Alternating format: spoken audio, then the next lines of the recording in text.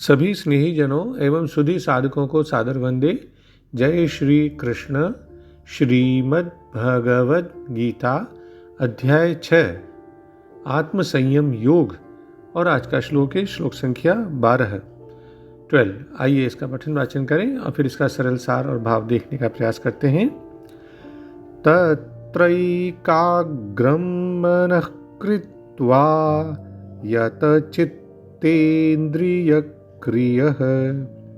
उपविश्यासने युञ्ज्याद्योगमात्मविशुद्धये।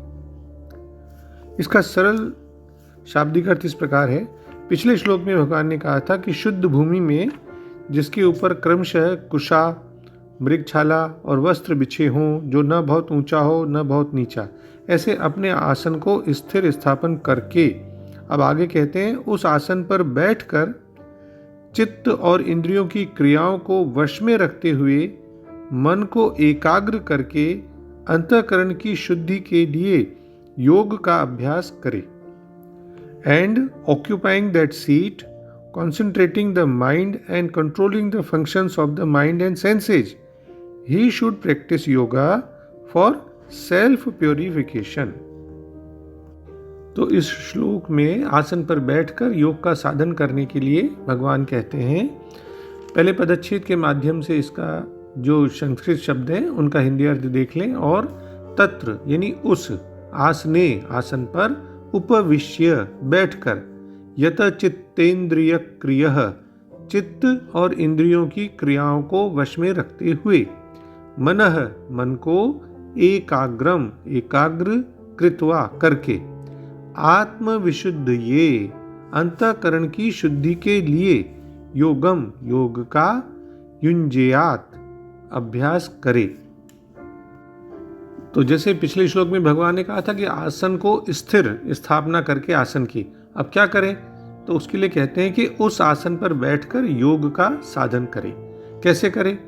तो उसके लिए भी कुछ उन्होंने प्री रिक्वायरमेंट्स बताई हैं कि मन को सब विषयों से हटाकर, यानी एकाग्र करके, जैसा कि शंकराचार्य जी बताते हैं, तथा यत चित्तेन्द्रिय क्रिय यानी चित्त और इंद्रियों की क्रियाओं को जीतने वाला होकर योग का साधन करे। जिसने मन और इंद्रियों की क्रियाओं का संयम कर लिया है ना, उसको यहाँ यत चित्तेन्द्रिय क्रिय कहा। और किस लिए योग का साधन करे वो भी स्पष्ट कर दिया है श्लोक में, आत्मशुद्धि के लिए, यानी अंतःकरण की शुद्धि के लिए योग करे।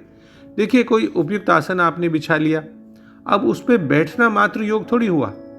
बाहरी आसन और शरीर का एक विशेष स्थिति में बैठना, ये मन की एकाग्रता के लिए उपयोगी अवश्य है।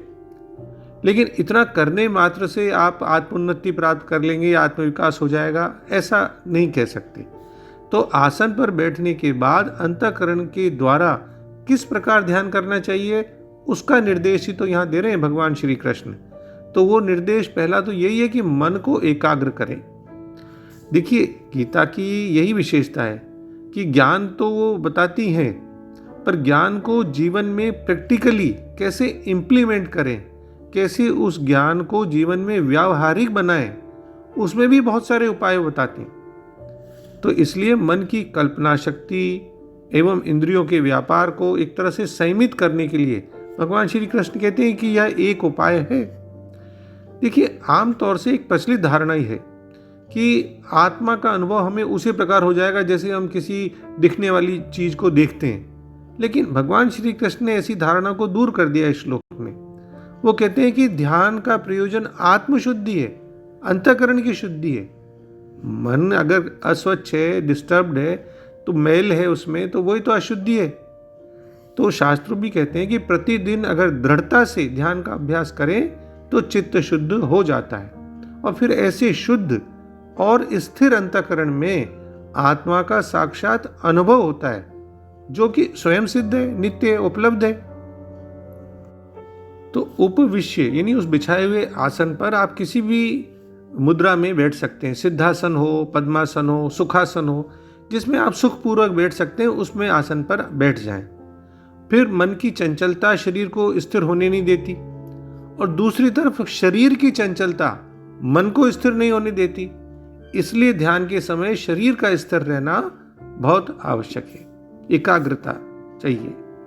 फिर यत चित्तेंद्रिय क्रिया, ये तो बता ही दिया कि आसन पर बैठने के बाद चित्त और इंद्रियों की क्रियाएं वश में रहनी चाहिए।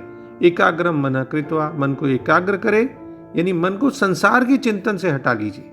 ये बहुत इंपॉर्टेंट है कि इस समय में केवल परमात्मा के सम्मुख हूँ, उसी का ध्यान रखूंगा, मुझे अभी संसार से कोई लेना देना नहीं है, उनका चिंतन नहीं करना है, सांसारिक चीज़ों का, विषयों का, बस मन को केवल परमात्मा में लगाना है, ऐसा दृढ़ निश्चय कर ले। अगर दृढ़ निश्चय आपने कर भी लिया, आप ध्यान का अभ्यास शुरू भी कर दिया, फिर भी सांसारिक कोई बात अचानक आपके दिमाग में आ जाए तो आप परेशान नहीं हो जाएं एकदम से। भाई यही सोचे कि भाई मैंने उस विषय का या उस घटना का, उस व्यक्ति का, ऐसी चीज़ों का, सांसारिक बातों का चिंतन मैंने किया हुआ नहीं है, ये अपना आप आ गया है तो ठीक है, अपना आप चला भी जाएगा। उसको पकड़ के बैठना नहीं है, पकड़ के बैठेंगे उस विचार को तो वो दिमाग में कुर्सी लगा कर बैठ जाएगा। इसलिए न तो उसे अप्रूव करें, न उसे एक्सेप्ट करें, ऐसा कोई डिस्टर्बिंग थॉट आ जाए तो, और न ही उसका अपोज करें, उसको अपोज करें हम। तो ऐसे कुछ नहीं करना, न तो अनुमोदन करना, न स्वीकारना है, न विरोध करना है।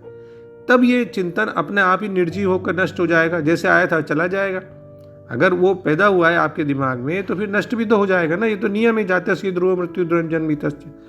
तो इसलिए कोई चीज़ अगर पैदा होती है तो नष्ट भी हो जाएगी, वो चला जाएगा थॉट। तो हमें केवल परमात्मा के ध्यान में अपने आप को एकाग्र करना है, और उसके लिए भगवान ने कह दिया कि ध्यान का अभ्यास करें। उस किस लिए? अंतःकरण की शुद्धि के लिए। युंज्याद योगम आत्म विशुद्धये। दूसरे सरल शब्दों में इसका भाव इस प्रकार है कि योगी को उस आसन पर दृढ़ता पूर्वक बैठकर मन को शुद्ध करने के लिए सभी प्रकार के विचारों तथा क्रियाओं को रोककर मन को एक ही पॉइंट पर स्थिर करते हुए साधना करनी चाहिए। देखिए, कहीं सत्संग चल रहा हो तो वहां भी आपने देखा होगा, इसी तरह से बहुत सारे व्यक्तियों को आपने देखा होगा जो साधना में लीन है, लेकिन फिर भी उनमें थोड़ा आलस्य उस टाइम दिखाई देता है, एक झपकी भी आ सकती है, कई बार उबासी भी आती है। ये सब क्यों होता है? इसलिए होता है कि हमारा जो मन है वो मायाबद्ध है, और इसलिए भगवान के चिंतन में उसे प्रारंभ में कम से कम ऐसा आनंद प्राप्त नहीं होता जैसा कि विषयों के भोग करने में होता है। आप अगर अच्छा मनपसंद खाना खा रहे हो तो क्या उस टाइम आप ऊँघते हो, सोते हो, उबासियाँ लेते हो, झपकी आती है? नहीं। तो धीरे धीरे ये प्रैक्टिस से हो जाएगा कि मन को भगवान पर केंद्रित करने से फिर उसके शिथिल होने की संभावना बनी रहती है। तो उस टाइम हमें यही कोशिश करनी है कि एकाग्रता बना के रखें, और उस टाइम जो है हमें कोई भी दूसरी क्रिया या मन के गतिविधि पर ध्यान नहीं देना है। इसीलिए भगवान ने सीधा बैठने की बात करी है। ब्रह्म सूत्र में भी साधना की मुद्रा के संबंध में 3 सूत्रों का वर्णन आता है। आसीनः संभवात, उपयुक्त आसन पर बैठकर साधना करें। अचलत त्वम चापेक्ष्य 4.1.19, सुनिश्चित करो कि आप सीधे और स्थिर बैठे हैं। ध्यानाच्च 4.1.8, ऐसी मुद्रा में बैठो जिसमें मन साधना में केंद्रित रहे। हठयोग प्रदीपिका, उसमें भी साधना के लिए कई प्रकार के आसन है, पद्मासन, अर्ध पद्मासन, ध्यान वीरासन, सिद्धासन, सुखासन आदि आदि। तो हम साधना की अवधि के दौरान किसी भी ऐसे आसन पर बैठें जिसमें हम सुविधापूर्वक स्थिरता से थोड़े समय बैठ सकते हैं, ऐसी आसन का आप चयन कर लें। महर्षि पतंजलि ने भी तो कहा है स्थिर सुखम आसनम, पतंजलि योग सूत्र 2.46 में, कि साधना का अभ्यास करने के लिए सुविधा अनुसार मुद्रा में लेकिन स्थिर बैठो। अब एक बहुत ही व्यवहारिक बात है कि किसी के घुटनों में दर्द है तो वो तो फर्श पे बैठने के असमर्थ है, वो बैठ ही नहीं सकता, तो उन्हें नहीं निराश नहीं होना चाहिए। स्वामी मुकुंदानंद जी तो स्पष्ट कहते हैं कि कुर्सी पर बैठकर भी साधना कर सकते हैं।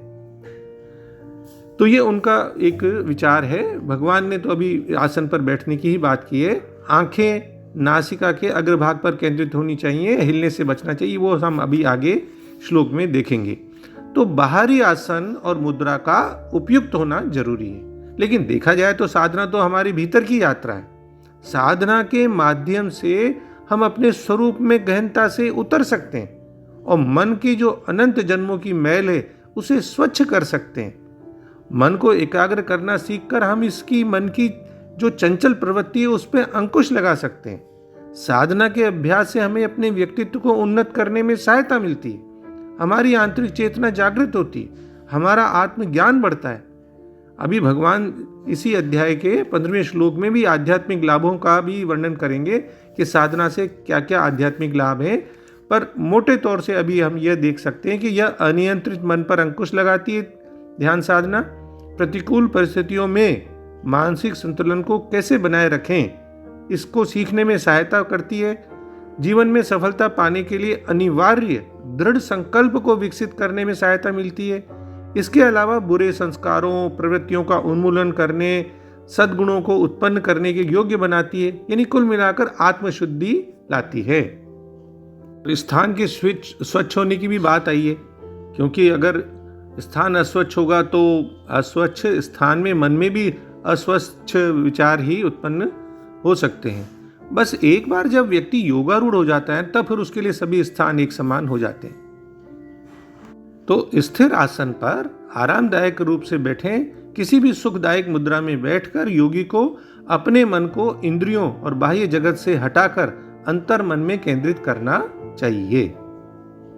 अंत में हम डॉक्टर राधा कृष्ण जी के बिल्कुल सरल शब्दों में इसका भाव पुनः देख लें कि वहां उस आसन पर बैठकर अपने मन को एकाग्र करके और चित्त और इंद्रियों को वश में करके योगी को आत्मा की शुद्धि के लिए, आत्मशुद्धि के लिए, अंतःकरण की शुद्धि के लिए योगाभ्यास करना चाहिए।